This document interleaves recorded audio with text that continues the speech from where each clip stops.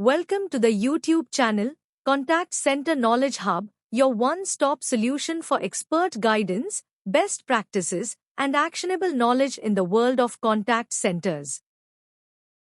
Explore, learn, and enhance contact center skills. Let's learn about multiple linear regression, MLR, in forecasting, in depth.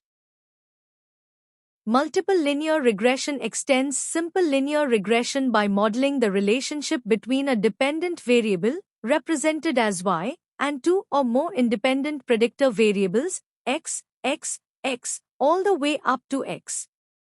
This makes MLR one of the most powerful classical forecasting techniques. Why? Because it can integrate multiple demand drivers, quantify how much each one contributes, and isolate true cause and effect relationships. In simple terms, while simple linear regression looks at one factor at a time, multiple linear regression allows you to understand the combined impact of several variables working together, giving you deeper insights and far more accurate forecasts. Now let's understand why multiple linear regression is so important in forecasting. In real life, forecasts are rarely driven by time alone.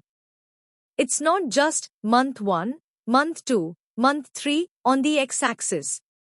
Real-world systems are influenced by many different factors at the same time. Think about some of these influences. Marketing campaigns, for example, a new promotion can suddenly increase calls, leads, or website visits. Customer growth, as the customer base grows, demand and volume naturally rise. Pricing changes, discounts, price hikes, or new pricing tiers can alter customer behavior. Number of agents or staff, more agents can handle more work, fewer agents can create backlogs. Website traffic, higher traffic often means more inquiries, more chats, or more transactions. Seasonality, weekly, monthly, or annual patterns that we often encode as dummy variables in the model. Digital adoption, as customers shift from voice to digital channels, the pattern of demand changes. Weather effects for some businesses, rain, heat, or storms can strongly affect volumes. And broader economic trends such as inflation, unemployment, or GDP growth, which can drive demand up or down. Multiple linear regression allows us to bring all of these drivers together into one single equation. Instead of guessing the impact of each factor separately, MLR integrates them, estimates their individual contribution, and then uses that combined information to predict future values. When the model is built and validated properly, this approach can deliver high-accuracy forecasts because it reflects how the real world actually works. Many drivers acting together, influencing the outcome. That is why multiple linear regression is such a powerful and practical tool in modern forecasting. Now let's look at the regression equation used in multiple linear regression. The model is written as y hat equals a plus b1 times x1 plus b2 times x2 plus b3 times x3 and so on, up to bn times xn. Let's break simple terms. Y hat is the forecasted value or the predicted outcome. A is the intercept, it's the baseline value of y when all the x variables are 0. b1 to bn are the coefficients. These tell us how strongly each driver affects y. To xn are the predictor variables, or the drivers, such as marketing spend, number of agents, website traffic, and so on. Each coefficient, bi, answers a very important question. How much does y change when xi increases by 1 unit, while keeping all the constant? This means we can isolate the individual effect of each driver. We can see, for example, what happens to our metric if we increase digital adoption by 1 step, or add 1 more agent, without mixing up the impact of other factors. This ability to see individual effects is exactly what makes multiple linear regression extremely valuable in forecasting and decision-making. In this section, let's discuss when to use multiple linear regression, or MLR. MLR is ideal in the following situations. First, when your metric depends on multiple drivers, not just time. For example, call volume in a contact center is not driven only by the month or the week. It may also be affected by marketing spend, website traffic, and seasonality. In such cases, a simple time-based model is not enough. Multiple linear regression allows us to bring all these drivers together in one model. Second, when the relationships are linear or approximately linear. That means, as a driver increases or decreases, the metric moves more or less in a straight line pattern. If the relationship is clearly nonlinear, we may need to transform the variables, for example, using logs or squares, or consider moving to more advanced AI models that can capture complex patterns. Third, use MLR when you need explainability. Multiple linear regression doesn't just give you a forecast. It tells you which factors matter most and how strongly they impact the metric. This is extremely useful in executive reporting, in governance reviews, and when you need to justify decisions in workforce management, such as staffing changes or budget requests. Fourth, MLR works best when the dataset is reasonably large. A common rule of thumb is at least 10 data points per variable in the model as a minimum. Even better is 50 to 100 or more data points, which gives the model much more stability and reliability. So, in summary, choose multiple linear regression when your metric has multiple drivers, relationships are roughly linear, you care about explainability, and you have enough data to support a robust model. Now let's look at one of the most important components of multiple linear regression: the coefficients, written as B1, B2, B3, and so on. Each coefficient tells us three key things about a predictor. Whether the influence is positive or negative. A positive coefficient means, as the predictor increases, the outcome Y tends to increase. A negative coefficient means, as the predictor increases, Y tends to decrease. The size of the impact. A larger absolute value of the coefficient means a stronger effect on Y. The sensitivity of Y to each predictor. In other words, it tells us how much Y changes when that predictor changes by 1 unit, keeping all other variables constant. Let's take a simple example. We have a model for call volume. Call volume equals A plus 0.12 times website visits plus 400 times marketing spend dummy. Here's how we interpret this. The coefficient 0.12 on website visits means for every increase of one website visit, the forecasted call volume increases by 0.12 calls, assuming everything else stays the same. The coefficient 400 on the marketing spend dummy means whenever there is a marketing campaign event, that is, when the dummy variable switches from 0 to 1, the forecasted calls increase by 400, again holding all other variables constant. So, each coefficient answers a very practical question. If this driver moves by one step, how does my outcome move, while the other drivers are frozen? This is exactly why coefficients in multiple linear regression are so powerful. They convert business drivers into clear, measurable impacts that we can use for forecasting and decision-making.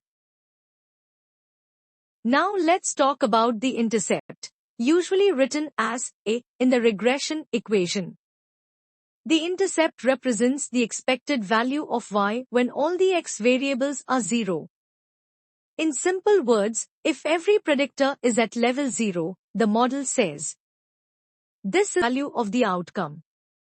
In many real-world cases, this may not be directly practical or intuitive. For example, 0 marketing spend, 0 website visits, and 0 agents may never actually happen in your business. So the intercept is not always something you will business story.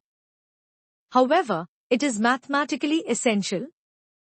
The intercept helps to correctly position the regression line or regression plane in multidimensional space so that the model fits the data as accurately as possible.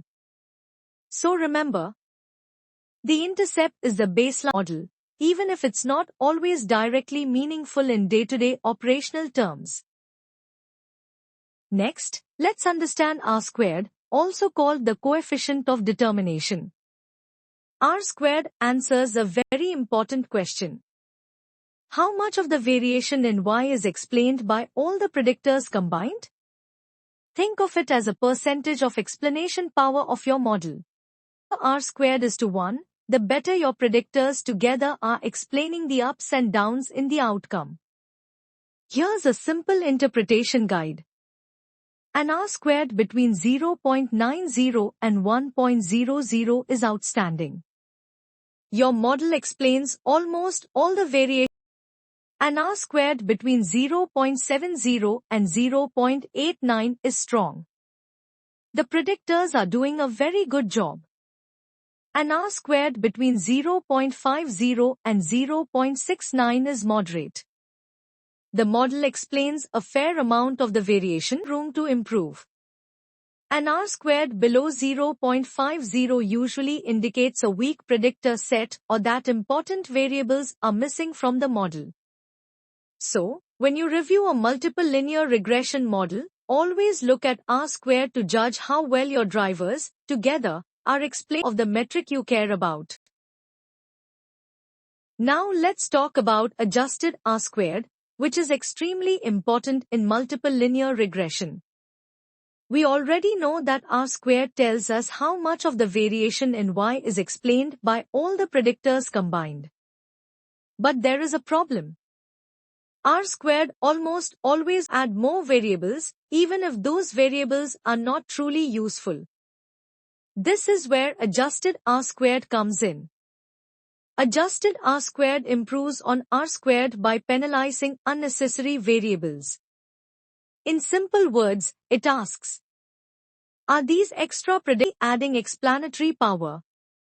Or are they just making the model look better by chance? If you add a new variable and adjusted R-squared increases, it usually means the new variable is helpful. But if adjusted R-squared is much lower than R-squared, red flag. It suggests that the model is likely overfitting, capturing noise instead of true signal, and performing poorly on new, unseen data. So, in practice, never look at R-squared alone. Always check adjusted R-squared to judge whether you're strong or just artificially inflated by too many variables. Now let's understand p-values and statistical significance for each coefficient in a regression model. In multiple linear regression, every coefficient each b1, b2, b3, and so on has a p-value attached to it. This p-value helps us answer a simple question. Is this variable truly impacting Y, or could this effect be just due to random chance? Here is the basic rule of thumb. If p is less than 0.05, we say the variable is statistically significant. That means we have strong evidence that this have a real impact on Y. If p is greater than 0.05, the variable is not statistically significant. In practical terms, it suggests that this predictor does not truly impact Y in a reliable way, given the data we have. A good regression removes variables with high p-values because they add complexity without adding real explanatory power. So, when reviewing your multiple linear regression output, always check the p-values to decide which drivers deserve to stay in the model and which one keep the model clean, reliable, and easy to explain. Next, let's talk about a very common problem in multiple linear regression: multicollinearity. Multicollinearity happens when predictor variables are highly correlated with each other. In simple terms, two or more drivers are moving together so strongly that the model struggles to separate their individual effects. When multicollinearity is present, several issues appear. First, the coefficients become unstable. Small changes in the data can cause big swings in the coefficient values. Second, the model becomes unreliable for interpretation. The overall R-squared might still look good, but the individual coefficients cannot be trusted. Third, even the signs of the coefficients positive or negative may flip in unexpected ways.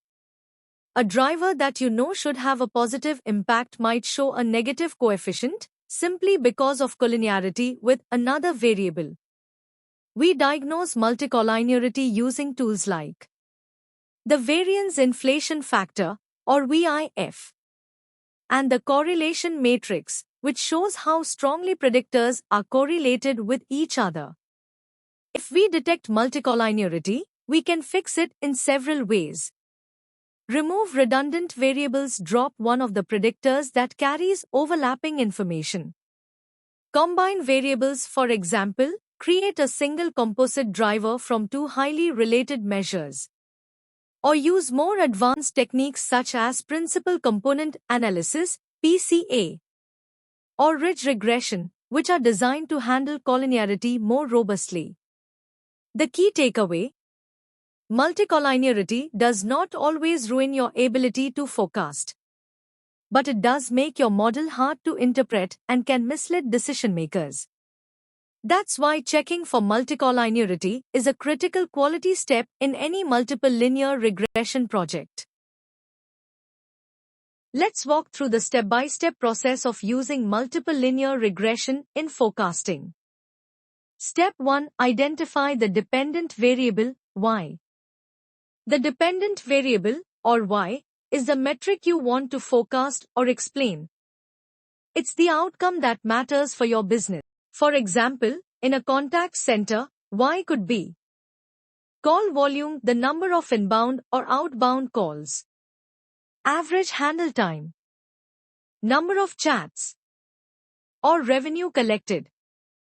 In our example, we will focus on call volume as the dependent. That means our goal is to build a model that predicts future call volume based on the key drivers we will add later, such as marketing campaigns, website visits, and seasonality. So, step 1 is very simple but very important. On what Y is. Because everything else in multiple linear regression is built around forecasting or explaining that one key metric.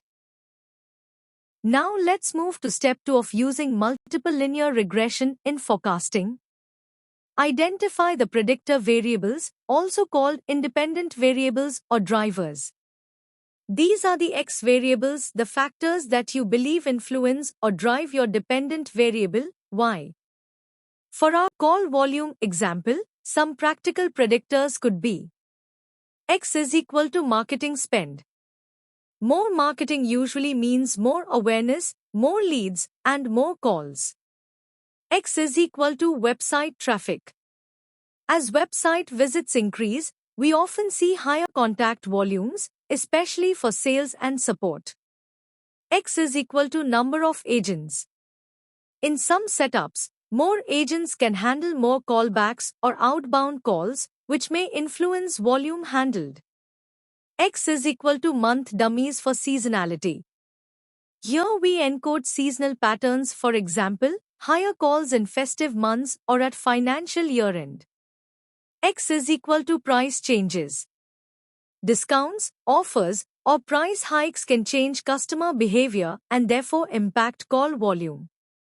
The key idea in step 2 is this. List out the main business drivers that logically and historically affect your Y. These become your X, X, X, and so on, and together they will feed into the multiple linear regression model to generate more realistic and actionable forecasts. Now let's move to step 3 in using multiple linear regression for forecasting. Gather historical data. At this stage, we collect past values for both are dependent variable, y for example, monthly call volume. And all are predictor variable, x, and so on such as marketing spend, website traffic, number of agents, and seasonality dummies. For contact centers, it is preferable to have at least 24 to 36 months of historical data. That is 2 to 3 years of data. Why? Because more history helps the model to see patterns clearly, capture seasonality, and estimate stable, reliable coefficients. So, in step 3, your goal is simple but critical. Build a clean, consistent historical that includes your target metric and all the key drivers over at least 24 to 36 months wherever possible. Next is step 4 in the multiple linear regression forecasting process. Clean and transform the data. Before we fit any model, we must make sure our data is trustworthy and usable. There are 3 key tasks in this step. Number 1. Treat outliers. Look for unusually high or low values in your data, for example, a one-time system outage, a wrongly entered extra zero, or an abnormal spike due to a one-off event. Decide whether to correct, cap, or remove these outliers so they don't distort the regression. Number 2. Handle missing values. Check where data is missing for y or any of the x variables. You may choose to impute missing values using averages or nearby data, or drop those records if they are few and not critical. The goal is to avoid feeding the model with gaps or blank entries. Number 3. Scale or transform variables if needed. When predictors are on very different scales, for example, marketing spend in lakhs and website visits in thousands, it can help to standardize or normalize them, especially if you are combining regression with other techniques. In some cases, you may also transform variables using logs or other functions to make relationships more linear. So, step 4 is all about data hygiene. Remove noise, fix gaps, and make sure your variables are in a good shape so the regression model can learn clear, reliable relationships. Now we move to step 5 in the multiple linear regression forecasting process. Fit the regression model. At this stage, we take a clean historical dataset with y and all the x variables and feed it into our statistical or analytics software. The software then fitting regression equation using a method called ordinary least squares or OLS. In simple terms, OLS finds the values of the intercept, A, and the coefficients, B1, B2, B3, and so on, such that the difference between the actual values of y and the predicted values of y is as small as possible overall. You don't have to do this calculation by hand. Tools like Excel, Python, R, or by platforms will automatically estimate A, B, B for you. The outcome of step 5 is very important. You now have a fully fitted regression equation that mathematically links your business drivers to your target metric, ready to be evaluated and then used for forecasting. Now we come to step 6 of the multiple linear regression forecasting process. Evaluate the model. Building a model is not enough. We must check how good it is, how reliable it is, and whether the variables we added really matter. We do this using 4 key checks. Number 1. R-squared and adjusted R-squared, model fit quality. R-squared, or the coefficient of determination, tells us how much of the variation in y is explained by all predictors combined. Adjusted R-squared goes one step further, it penalizes unnecessary variables. It helps us see whether adding more predictors is truly improving the model, or just adding noise. Together, R-squared and adjusted R-squared tell us about the overall fit quality. Number 2. P-values, variable significance. For each coefficient, we look at its p-value. If p is less than 0.05, the variable is statistically significant, it genuinely impacts y. If p is greater than 0.05, the variable is not significant and may be a candidate to remove. This step tells us which drivers truly matter in the model. Number 3, VIF, multicollinearity. We then check VIF, which stands for variance inflation factor. High VIF values indicate multicollinearity. That is, predictors that are too strongly correlated with each other. If VIF is high, coefficients can become unstable and hard to interpret. This tells us whether we need to remove or combine some variables. Number 4, error metrics, forecast accuracy. Finally, we check forecast error metrics such as MAPE, mean absolute percentage error, RMSE, root mean squared error, and WAPE, weighted absolute percentage error. These metrics compare the model's predicted values to the actual historical values and tell us how accurate our forecasts are in practical terms.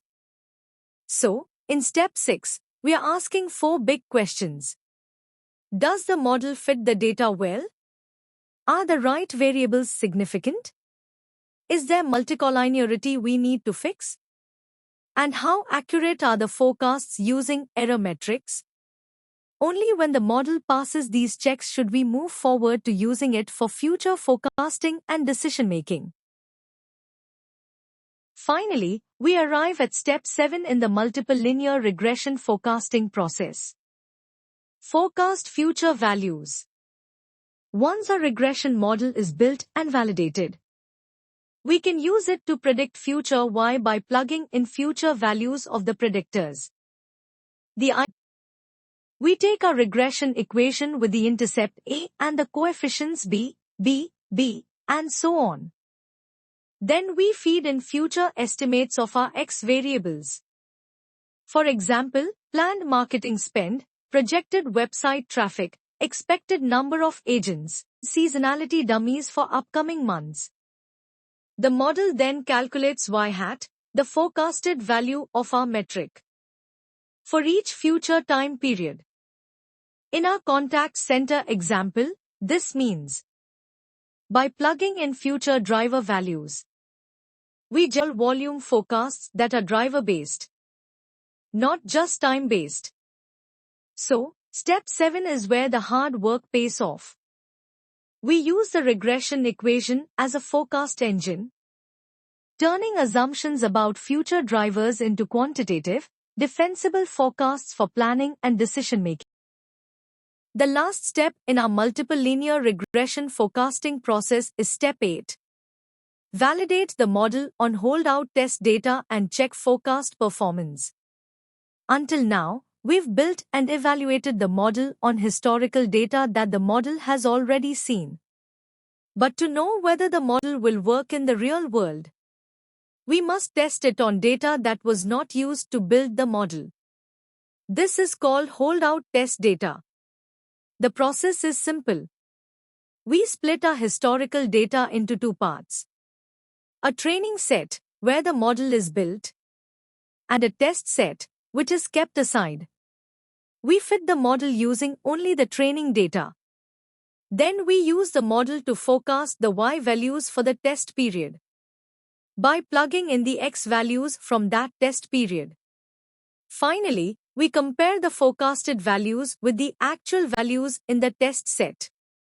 Here we check forecast performance using error metrics like MAPE, mean absolute percentage error, RMSE, root mean squared error, or WAPE, weighted absolute percentage error. If the model performs reasonably well on the unseen test data, it means the model is generalizing well and is safe to use for future forecasting. But if the errors on the test data are much worse than on the training data, it is a warning sign of overfitting. In that case, we may need to simplify the model. remove weak variables, or revisit our assumptions. So, step 8 is the final quality gate. Validating the model on holdout data to ensure that our forecasts are robust, reliable, and ready for real-world use. Let's look at a real-world contact center use case for multiple linear regression. Contact volume forecasting. In this example, we are trying to forecast how many calls we will receive.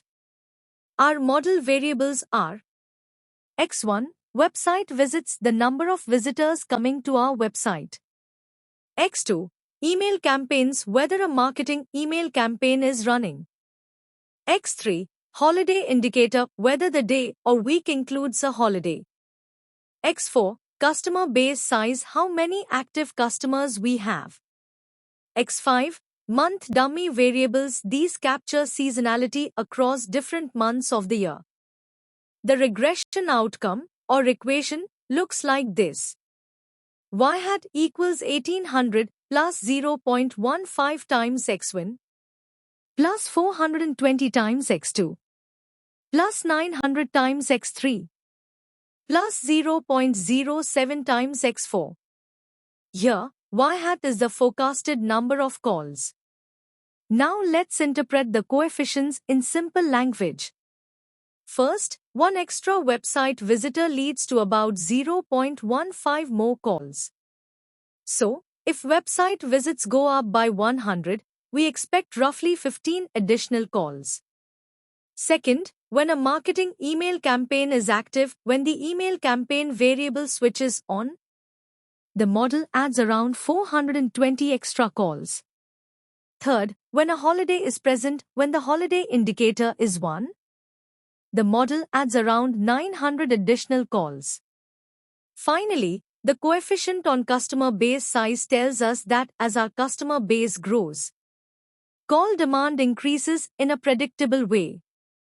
This example shows how multiple linear regression turns real business drivers, website traffic, campaigns, holidays, and customer base, into a clear, quantitative forecast of contact volume that we can use for staffing, WFM planning, and capacity decisions. Thinking. ChatGPT can make mistakes. Check I. Now let's look at a practical use case of multiple linear regression in a contact center. AHT forecasting, forecasting average handle time. In this model, AHT is a dependent variable, Y, and we use several predictors, or drivers, to explain and forecast it. Our key predictors are agent training hours, automation percentage, call complexity score, new product launches. Let's understand the logic behind each one. Agent training hours. More training generally leads to better skills, faster navigation, and higher confidence, which can reduce AHT over time. Automation percentage. As we automate more steps through bots, workflows, and tools, routine tasks get handled faster or even removed from the agent's plate. So, AHT typically decreases as automation goes up. Call complexity score. When calls are more complex, for example, involving multiple systems, escalations, or detailed troubleshooting, agents naturally need more time per interaction. So, as complexity increases, AHT increases. New product launches. Whenever we introduce a new product or service, there is often a spike in queries, confusion, and learning curve for both agents and customers. This can temporarily push AHT higher until everyone stabilizes. In summary, AHT decreases with higher automation, and AHT increases with higher call complexity, while training hours and new launches also play a key role. By feeding these predictors into a multiple linear regression model, we can forecast future AHT based on planned automation, training schedules, expected complexity, and upcoming product launches. giving operations and WFM teams a driver-based, defensible forecast instead of a simple time trend. Now let's look at another powerful application of multiple linear regression in contact centers, SLA or FTE requirement forecasting. Here, our goal is to forecast either the FTE required to meet our service level targets or the service level we will achieve with a given number of agents. To do this, we use several key predictors or drivers. Forecasted volume, how many calls, chats, or contacts we expect. Average handle time, or AHT, how long each interaction takes on average. Shrinkage, the percentage of time agents are not available to take contacts due to breaks, meetings, training, absenteeism, and so on. Occupancy targets, how busy we want our agents to be, on average. For example, 80 to 85% occupancy. Channel mix, the proportion of voice, chat, email, and digital channels, each with its own handling rules and concurrency. Multiple linear regression blends all of these drivers together into a single resource forecast. In practice, this means as forecasted volume increases, the model will project the need for more FTE to protect the SLA.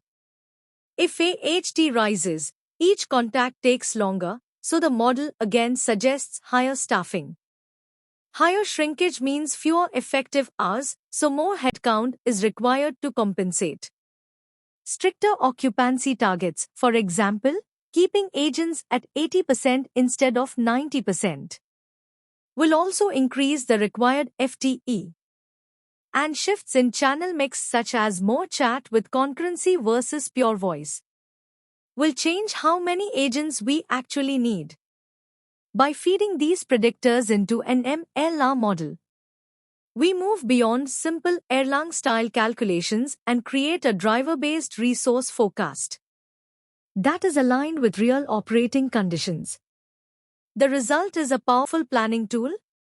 Leadership can see how changes in volume, AHT, shrinkage, occupancy, or channel mix will impact FTE needs and SLA performance, enabling smarter hiring, scheduling, and budgeting decisions. Now let's explore revenue forecasting as another application of multiple linear regression. In this case, revenue is our dependent variable, Y. It's the outcome we want to predict and explain. Our predictors could include several powerful drivers, such as lead quality score, marketing spend, conversion rate, price, and sales force size. Let's briefly understand the logic behind each one. Lead quality score. Higher quality leads are more likely to convert, which typically drives higher revenue per lead. Marketing spend. As we increase investment in campaigns, ads, and promotions, we can generate more leads, more traffic, and ultimately more sales up to a point.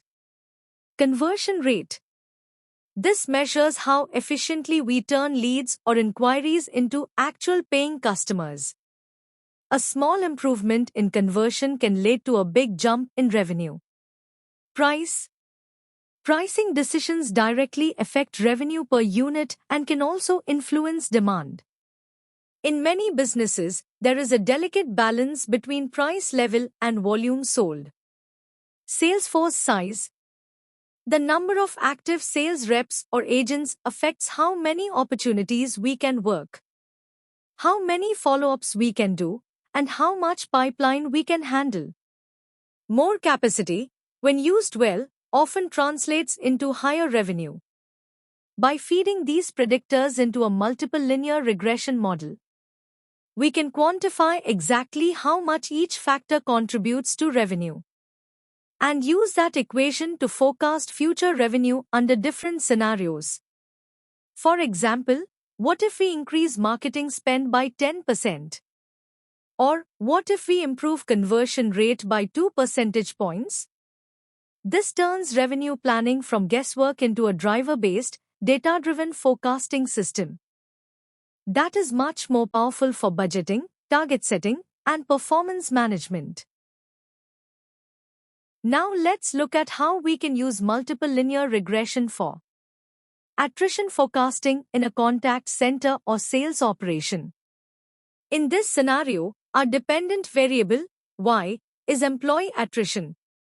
Basically, how many people are leaving the organization in a given period. We model attrition using several predictors such as workload, overtime hours, employee satisfaction survey score, tenure, and a peak season stress index. Here's the intuition behind each driver. Workload. When workload is consistently high, agents feel pressured and fatigued, which can increase the likelihood of burnout and resignation. Overtime hours. Sustained overtime is a strong signal of capacity mismatch. Too many extra hours often lead to frustration and work-life imbalance, pushing attrition upwards. Employee satisfaction survey score. Lower satisfaction scores typically warn us that engagement is dropping. As satisfaction declines, attrition risk increases. Tenure. Tenure can work both ways. Very short tenure employees may leave quickly if onboarding is weak, while very long tenure employees may be more stable. The regression model helps quantify how tenure relates to attrition in your specific environment. Peak season stress index. During high-demand seasons, pressure from volumes, escalations, and tight targets can significantly raise stress levels. A higher stress index is often associated with higher attrition after the peak. By feeding these predictors into an MLR model, we can forecast future attrition levels based on expected workload, overtime, satisfaction trends, tenure mix, and upcoming peak seasons. This is extremely valuable for HR and workforce management because it allows them to proactively plan hiring, adjust staffing strategies, and design targeted retention initiatives before attrition spikes actually hit. In short, attrition forecasting with multiple linear regression turns people risk into a measurable, forecastable metric that leaders can actively manage rather than react to after the damage is done. Let's now summarize the key advantages of multiple linear regression, especially in forecasting and decision-making. First, MLR captures multiple drivers at the same time. Unlike simple time-based forecasts that only look at history and trend, multiple linear regression brings in real business drivers like marketing spend, website traffic, AHT, staffing, pricing, seasonality, and more. This makes it far more powerful and realistic than purely time-based methods. Second, MLR is highly interpretable. Unlike many black box AI models, every coefficient has a clear meaning, and we can explain to leaders why the forecast is going up or down, and which factors are driving that change.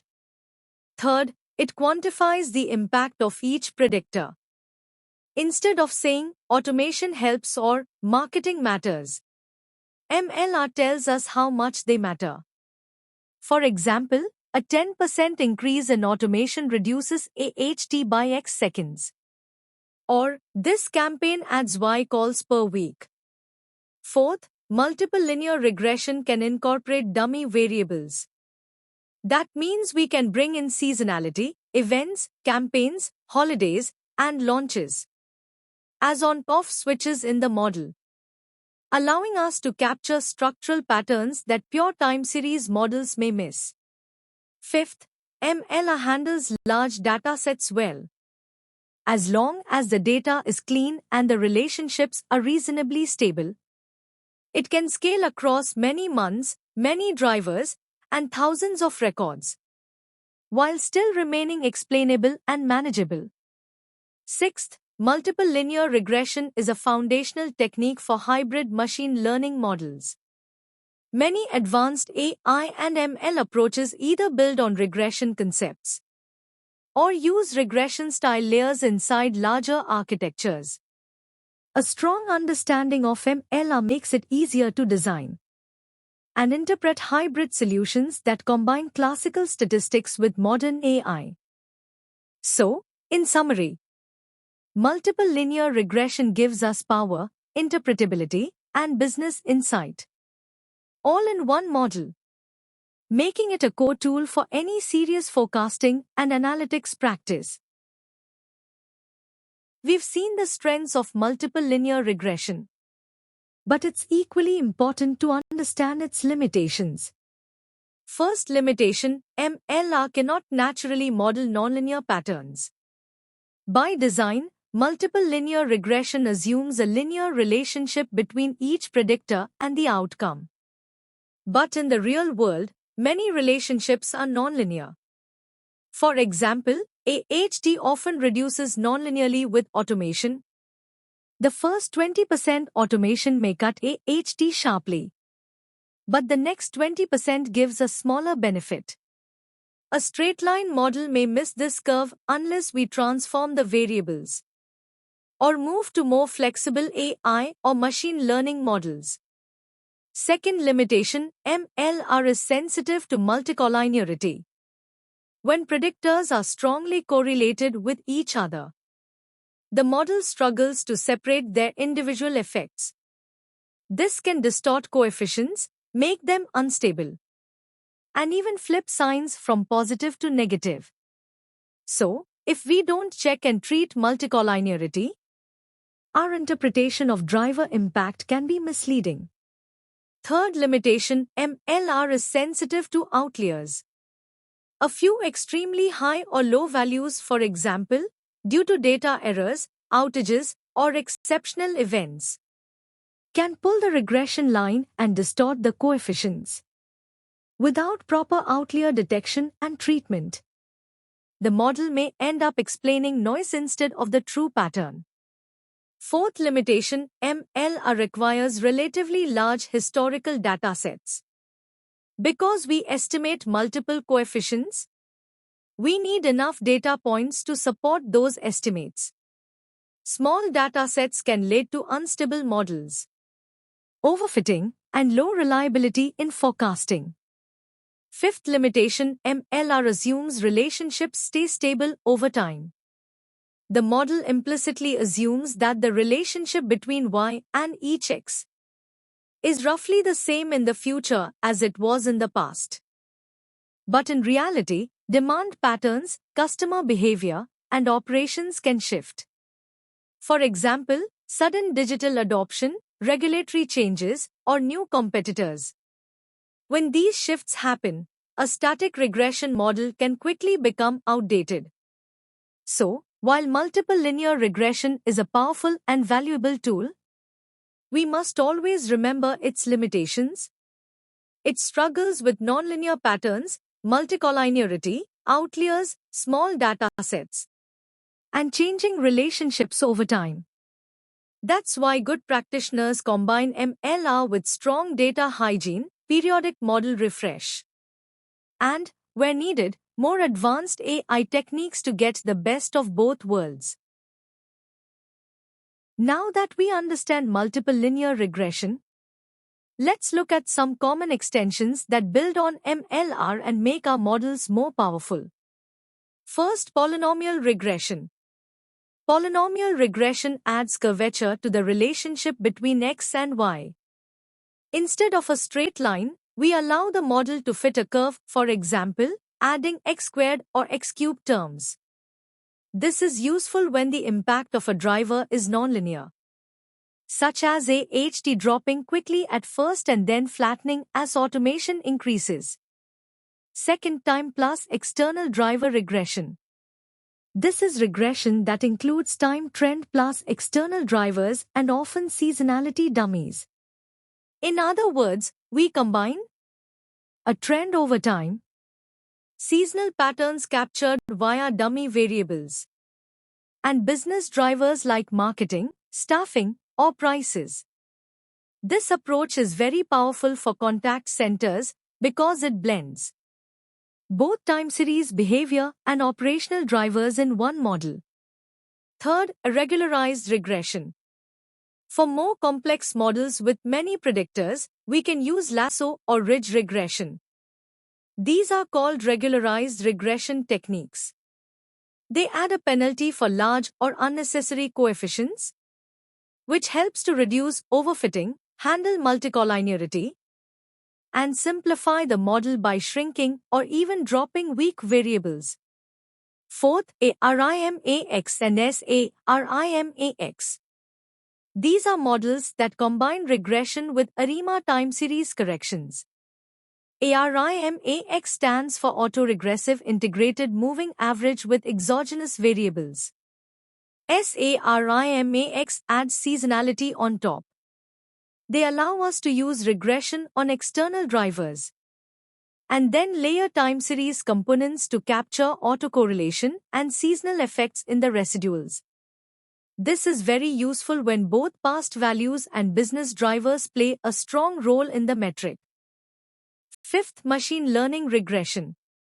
Beyond classical statistics, we have machine learning-based regression models such as random forest regression, gradient boosting models, neural networks, and tools like Prophet with regresses, where we can plug in external drivers alongside time.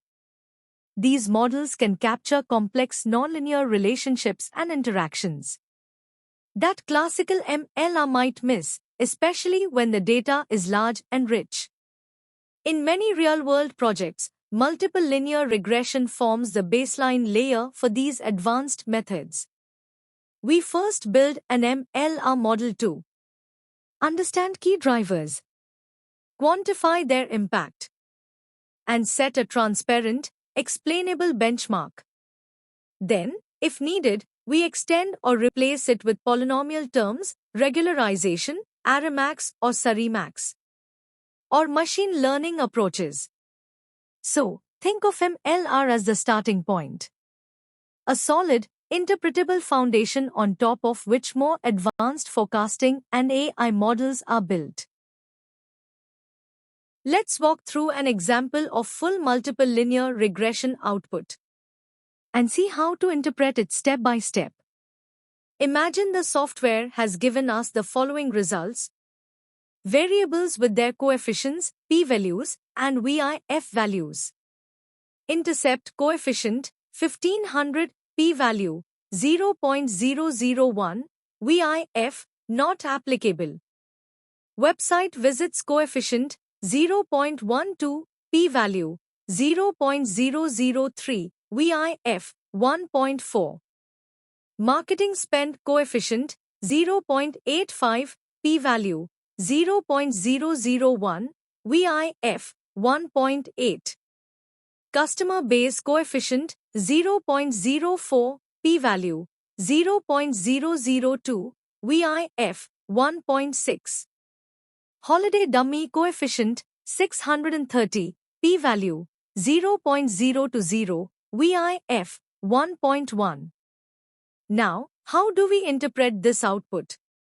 First, notice that all p-values are less than 0.05. That means all variables are statistically significant. So this is a valid model in terms of variable significance. Second, all VIF values are less than 5. This tells us there is no serious multicollinearity. Our predictors are not overly correlated with each other, and the coefficients should be reasonably stable. Third, based on these coefficients, the regression equation is y hat equals 1500 plus 0.12 times x1 plus 0.85 times x2 plus 0.04 times x3 plus 630 times x4. Here, X1 is website visits. X2 is marketing spend. X3 is customer base. X4 is the holiday dummy, 1 for a holiday period, 0 otherwise. Now let's use this model to forecast next month's calls. Suppose our next month forecasts for the drivers are: website visits is equal to 50,000. Marketing spend is equal to $4,000. Customer base is equal to 1,20,000, that is 120,000 customers. Holiday dummy is equal to 0, meaning no major holiday next month. We plug these values into the equation. Y hat equals 1,500 plus 0.12 times 50,000 plus 0.85 times 4,000 plus 0.04 times 120,000 plus 630 times 0. When we calculate this, 0.12 times 50,000 equals 6,000. 0.85 times 4,000 equals 3,400. 0.04 times 120,000 equals 4,800. 630 times 0 equals 0. So the forecast becomes Y hat is equal to 1,500 plus 6,000 plus 3,400 plus 4,800 plus 0. That totals 10,700. Therefore, the model is predicting 10,700 expected calls for next month. This example shows how we go from raw regression output, coefficients, p-values, and VIF, to a clear, numerical forecast that operations and WFM teams can use for staffing and capacity planning. Let's wrap up with the key takeaways about multiple linear regression, or MLR. First, MLR is about multi-factor causal forecasting, not just extending a time trend into the future. It brings together multiple business drivers and shows how they jointly shape the metric. Second, it quantifies the impact of each predictor on the outcome. Instead of saying, this factor matters, MLR tells us how much it matters. For example, how many calls a campaign adds, or how many seconds of a HTA tool saves. Third, it comes with strong diagnostic tools, R-squared and adjusted R-squared for overall fit, p-values for variable significance, and VIF for multicollinearity. These help us judge whether the model is valid, clean, and trustworthy. Fourth, MLR has very high applicability in contact centers. We can use it to forecast volumes, AHT, SLA or FTE requirements, attrition, revenue, and more, all in a driver-based way. Fifth, it works best when we have sufficient data and reasonably stable relationships. Good history and relatively stable behavior over time led to robust, reliable models. Sixth, MLR is interpretable, scalable, and forms the foundation of many AI forecasting solutions, even when we later move to machine learning or hybrid models. MLR is often the baseline layer we start from, because it is easy to explain, easy to govern, and deeply connected to business logic. In short, multiple linear regression is a core skill for any serious forecasting, WFM, or analytics practitioner. Combining causal insight, numerical impact, and practical forecasting power in one framework. Thanks for watching my YouTube channel, Contact Center Knowledge Hub. If you found this helpful, don't forget to like, share, and subscribe for more insights. See you in the next video.